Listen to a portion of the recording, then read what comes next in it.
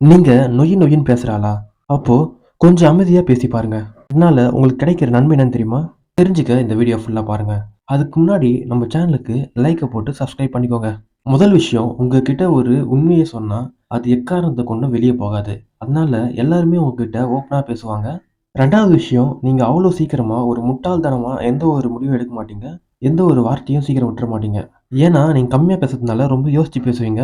அதனால எக்காரணத்த கொண்டும் உங்க வாயிலருந்து எந்த ஒரு உண்மையோ, எந்த ஒரு தேவையில்லாத வார்த்தையோ வெளிய வரதுக்கு வாய்ப்பே இல்ல. 3வது விஷயம், நீங்க பேசினா எல்லாருமே வந்து உங்கள கவனிப்பாங்க. ஏன் அப்டின்னா, சைலன்ட்டா இருக்க ஒரு ஆளு ரொம்பவே அட்ராக்ஷன் கிரியேட் பண்ணுவாரு. நீங்க திடீர்னு பேசுறீங்க அப்டின்னா, "இவரு சொன்னா கரெக்ட்டா தான்பா இருக்கும்" அப்டின்னு சொல்லிட்டு எல்லாரும் ஃபீல் பண்ணுவாங்க. நீங்க என்ன பேசினாலும் கரெக்ட்டா கவனிப்பாங்க. 4வது விஷயம், நீங்க கம்மியா பேசுறதுனால உங்கள பிரெடிக்ட் பண்ணவே முடியாது. உங்க ஆப்போனன்ட்டோ யாரா இருந்தாலும் சரி, நீங்க என்ன பண்ண போறீங்க அப்டின்னு சொல்லிட்டு சுத்தமா ஒரு க்ளூவே இல்லாம தான் இருப்பாங்க. லாஸ்ட் 5வது விஷயம் பார்த்தீங்கன்னா, நீங்க கம்மியா பேசுறதுனால நெறைய கவனிப்பீங்க. நீங்க நெறைய கவனிக்கிறதுனால நெறைய கத்துப்பீங்க.